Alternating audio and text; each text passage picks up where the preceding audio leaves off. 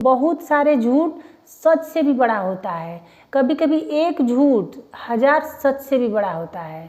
जो लोग कहते हैं कि हमेशा सच बोलना चाहिए, कभी झूठ नहीं बोलना चाहिए, कभी झूठ का सहारा नहीं लेना चाहिए, तो मैं आपको बता दूं कि वो भी झूठ ही बोल रहे हैं। तो आज मैं आपको बताऊंगी कि आपको कब, कितना और कितनी चतुराई से झूठ बोलना है।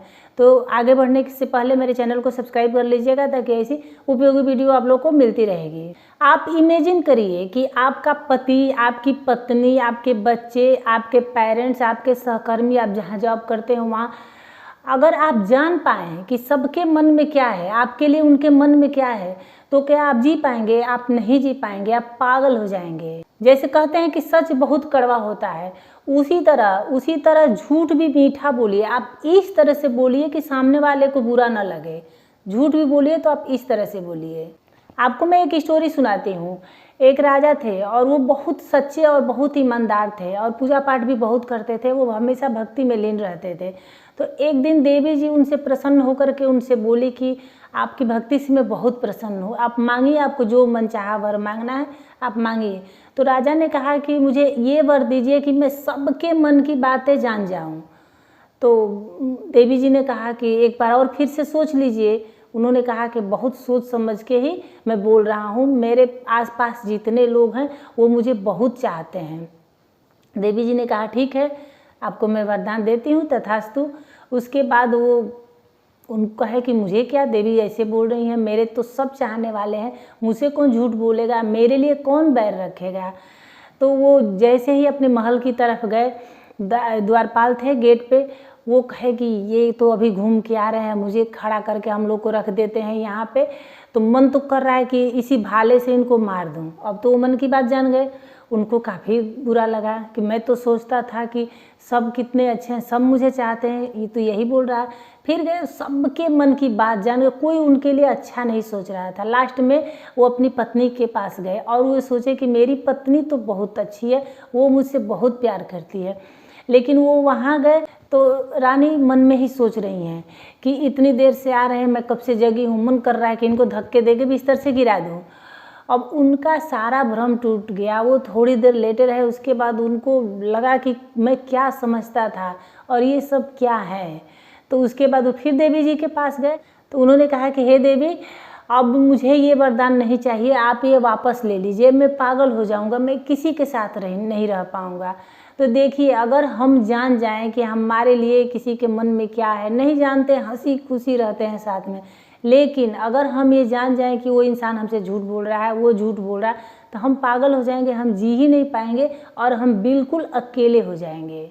आप रिश्तों को बचाने के लिए झूठ भी सच्चाई से बोलिए, ईमानदारी से बोलिए, ताकि आपके झूठ पे भी सामने वाले को यकीन हो जाए, वो आप पे विश्वास करे। जैसे किसी की तारीफ करनी होती है तो हम क्या करते हैं कि बहुत बढ़ा चढ़ा के, अगर झूठ बोलते हैं तो बहुत बढ़ा चढ़ा के, वो जो नहीं होता वो भी बोलते हैं, तो हमारा झूठ पकड़ा जाता है। लेकिन अगर हम संतुलित बोलें, जो है वही बोलें, तो हमारा झूठ पकड़ा नहीं जाएगा। इसलिए संतुलित बोलिए, जो है जितना है थोड़ा सा बढ़ाइए चढ़ाइए, ये नहीं कि पूरा जो नहीं भी है उसको इतना बड़ा बना दीजिए कि सामने वाले को आपको लगे कि पूरा ही झूठ बोल रहे हैं। जो सच भी है उसमें से उसको सच भी न दिखे, सिर्फ झूठ ही दिखे।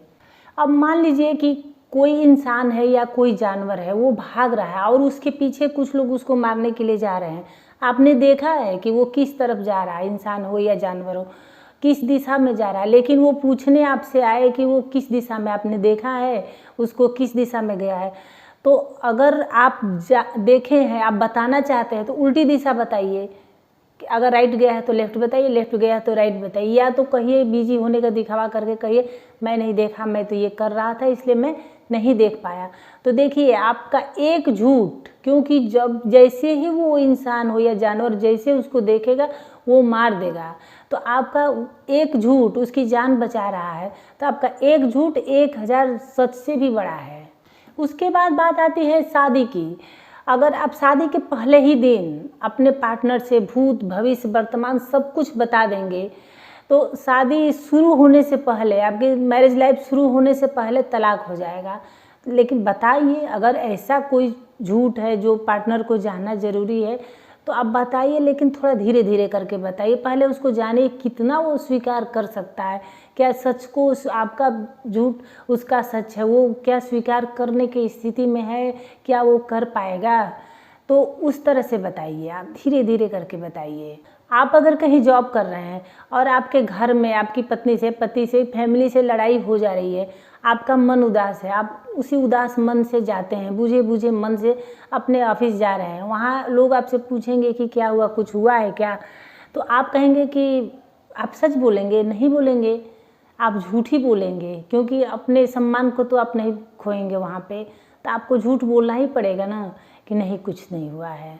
तो ये झूठ अगर आपकी रक्षा कर रहा है, सामने वाला का रक्षा कर रहा है, तो झूठ बोलने में कोई पाप नहीं है। तो लास्ट में 100 बात की एक बात कि अगर किसी को बचाने के लिए, रिश्तों को बचाने के लिए, किसी की जान बचाने के लिए, मतलब कुछ भी आपका इरादा नेक है, उसके लिए बोला गया झूठ बहुत सच्चे, 1000 सच से भी बड़ा है, तो इसमें कोई बुराई नहीं है। तो उम्मीद है कि मेरी वीडियो आप लोगों को पसंद आई होगी। अगर थोड़ी सी भी पसंद आई होगी, थोड़ी सी भी यूजफुल लगी होगी, तो प्लीज़ लाइक, शेयर, कमेंट और सब्सक्राइब कर दीजिएगा। फिर मिलते हैं किसी नेक्स्ट वीडियो में किसी नेक्स्ट टॉपिक के साथ। तब तक के लिए धन्यवाद।